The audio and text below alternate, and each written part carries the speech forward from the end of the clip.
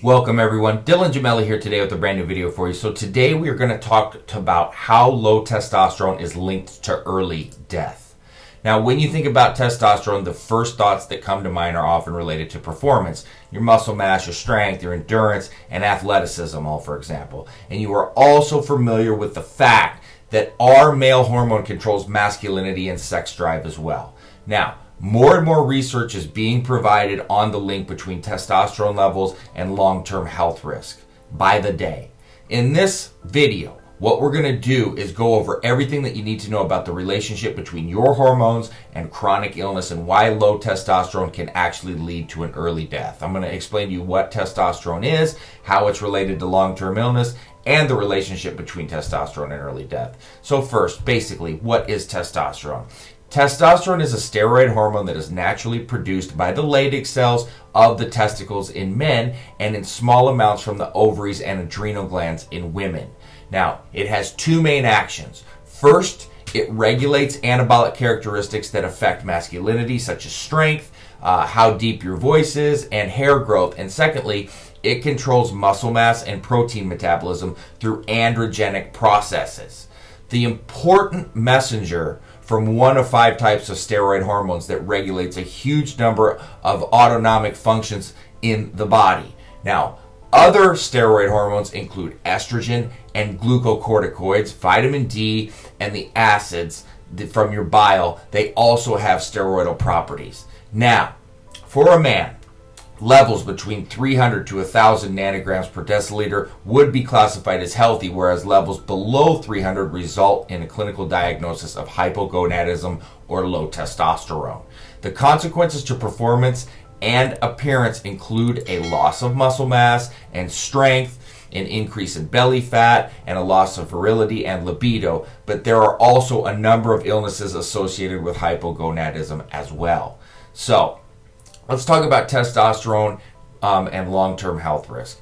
After around the age of 30, men find that their testosterone production levels fall by about 1% per year. By 60 years old, a large percentage have clinically low androgen levels, and by 80 years old, around 50% of men are clinically diagnosed with low testosterone. So, the age at which hypogonadism is being diagnosed is starting to get lower and lower. It's getting worse.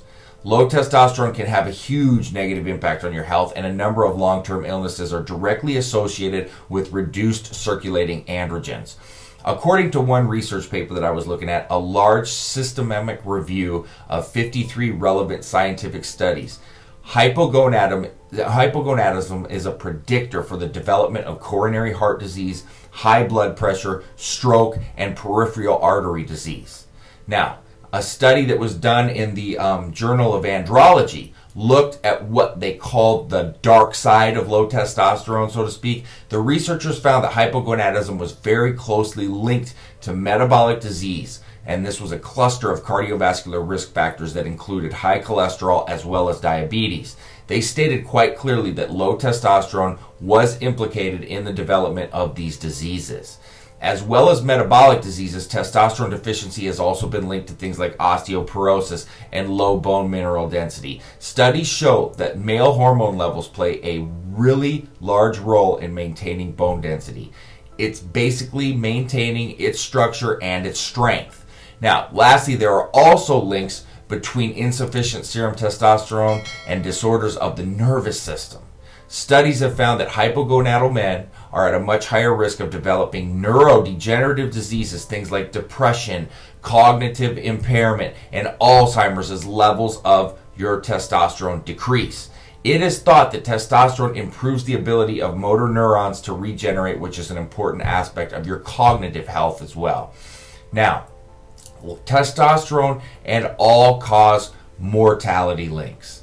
In 2016, the American Heart Association released an update of their statistics for death rates related to heart disease. Now, they suggested that cardiovascular disease was the leading cause of death, accounting for more than 17 million deaths per year. This represents around 30% of all deaths worldwide, and it's expected that this might rise to 23.6 million by the year 2030. Staggering. Now, the Journal of Clinical Endocrinology and Metabolism found in their population-based study of over 790 men, those whose testosterone levels were below that 240 nanogram per deciliter mark were 40% more likely to die than those with higher levels. All right? All-cause mortality is just another name for early death. All right? It specifically refers to all deaths from any cause within a population. It is the term you find in most scientific studies, just so that you're aware. Reduced serum testosterone was seen to be a predictor of all-cause mortality in another study from the same journal published 1 year later. In this study, all-cause mortality was nearly double than that for those who were hypogonadal. Now, in summary, testosterone is the primary male hormone. As I said, it's responsible for your development of muscle mass and strength, physical performance, and virility. It's also important in protecting you from risk factors of a number of metabolic, cardiovascular and other degenerative diseases.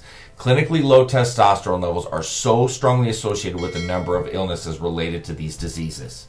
Now, obviously, as I pointed out, there is a really strong correlation between low testosterone and early death, with all-cause mortality research showing that hypogonadal men are much more likely to die prematurely. It's important that you optimize your testosterone levels in order to improve your health as much as possible, as well as your longevity and long-term well-being. I really want to make sure people are aware of this, because I don't think people realize just how dangerous it is to be clinically low on your testosterone. And I want you to understand that if you are, you need to go see an endocrinologist, you need to get checked out, and you need to really discuss them, your concern and your worry, and even cite studies if you have to. But make sure that you bring it up and you stay on top of it. Get your levels checked. Always be ahead of the game, all right? Or at least try to be. It's always better to be preventative than to wait too long. So, that being said, stay tuned for plenty more to come. Dylan Gemelli, signing off.